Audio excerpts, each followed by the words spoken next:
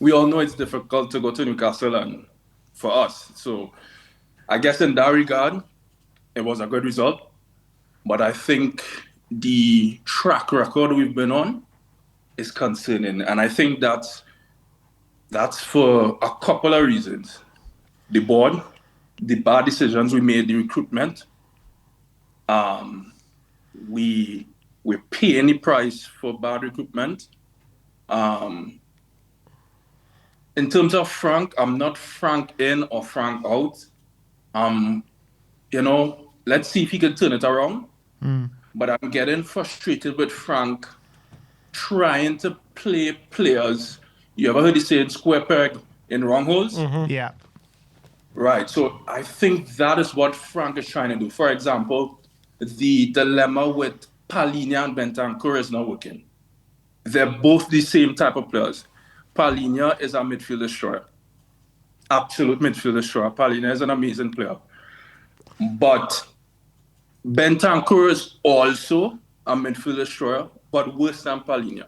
You can't play both of them. You need a ball progressor next to Palhinha. Because that's why Palhinha struggled at Barmy. Because the way Company was playing, Company wanted a ball playing DM. Palhinha is not a ball playing DM. He is good off the ball. That's all we asking Palhinha to do. Be a lone six. You just spread those tackles, right? We're not playing a ball progressor next to Palhinha. We need to do that. And I think we might give Bergval and Archie Gray a lot of stick, which I think is unfair. But in terms of our ball progressing midfielders, they are the best. They can actually receive the ball under pressure, turn, and progress the ball forward. Yeah. They are the only midfielders that we have that could do that at the moment. But it's unfair to put that pressure on their shoulders because they're so young. They should be an understudy to somebody, but who are they going to be an understudy to? I mean, Kulu's injured, Madison's injured, so it's like we're struggling to see who are we going to be dependent on. Yeah. In terms of Xavi, when Xavi was at Leipzig, Germany is different, right? Xavi had time to receive the ball, look up, look for a pass, and then progress the ball forward. Xavi needs to understand that he cannot do that in the Prem. By the time you receive the ball, you're going to be swarmed in midfield. He needs to be quicker when he's receiving the ball. And I think we need to put Xavi in the gym. He needs to bulk up a lot more. He's a little too small. He needs a little more muscle on his frame so he can be able to take the tackles and stuff because he ends up on the floor a lot of times. But Antonio, on the Xavi point, I mean, Frank keeps saying, he needs to acclimatise to the Premier League. This happens to a lot of players when they come to the Premier League. But how is he going to acclimatise being on the bench? He needs minutes. That's what I was about to ask you. That was what I was about to ask you. He needs minutes. He needs 100%. To be on the field. Exactly. He needs to be starting. You need to force him to adapt. He needs to be starting. He needs to be in that number 10 role every game. That's why we signed him, because Madison is injured. Stop putting every time I see a game, I see Xavi on the bench. I don't understand why Frank keeps doing that. And then even though you're bringing him on in like as a sub. Come on, late in the second half, how do you expect the boy to acclimatize the game from on the bench? I don't understand. 15 minutes here, 15 minutes there, 10 minutes there. He's never going to acclimatize. He's never going to acclimatize. And, in terms of, I see a lot of negative comments against Kudos. Kudos is our best attacker. By far. But he can't do it alone. He looks frustrated. Yeah, I mean, it's the tactics, isn't it? Because we're asking him to be Messi, basically. Just get the ball, take it round everyone and put it in the back of the net or to put a cross in the box. Like, he needs players around him. He needs help. But cross it to whom? In terms of Richarlison is not a top 6 striker. His hold-up play is not good enough. His passing is erratic, he can't bully defenders. He'll give you that one maybe magic every 5-6 games. He'll give you a header into the box. When he just let madness take over and he scored from the halfway line. I mean, but we need a striker that is more consistent than Richie. We have Moani. We have Moani, but then Moani's not playing 90 minutes, right?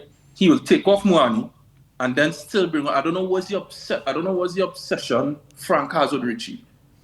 He's seen something different from us. I don't know, but from what I can see, Richie is not a top 6 striker. Not a top 6. Well, we've only got 2 strikers, so it's one or the other. I think we need to wait until, because Moani's on loan. Our main striker is actually Solanke. Solanke's a far better 9 than Richarlison. Maybe when Solanke returns, things might be different. We might have that anchor that Kudos would have somebody to cross the ball to. Who knows? But we can't depend too much on Solanke because he's not going to be fit when he comes back.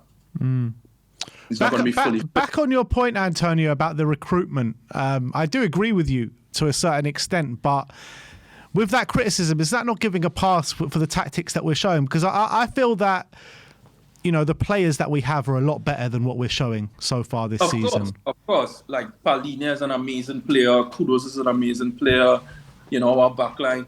For example, Porro is an amazing player, but when Porro was at Sporting, Porro didn't have defensive responsibilities. He was a right wing back. He was high up the pitch. We're asking Porro to do a lot of defending, and when, for someone that plays football, if you're tasked with and you don't have the ability to run back and forth, when Porro gets tired, his crossing ability gets sloppy because we're asking him to defend a lot. He's doing a lot of defending. I think for us to see the best out of Porro, he needs to be able to conserve his energy and be higher up the pitch. His job needs to be whipping balls in.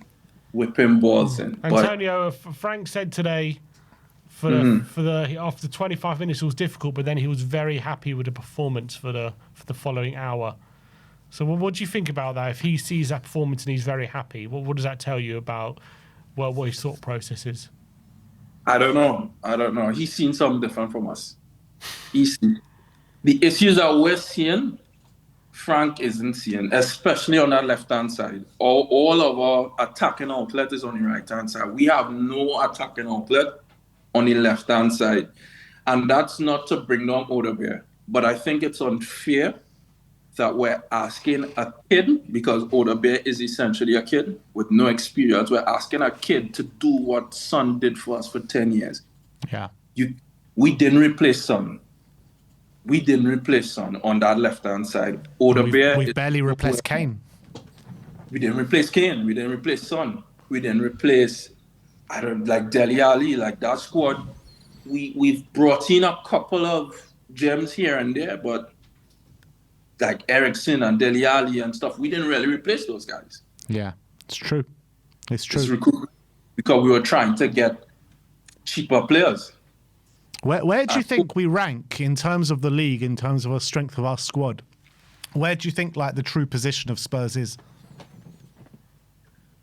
I don't know. Can't say. If Frank stops, if he stops playing players in their what they're good at, because you have to know the strengths and weaknesses of your players.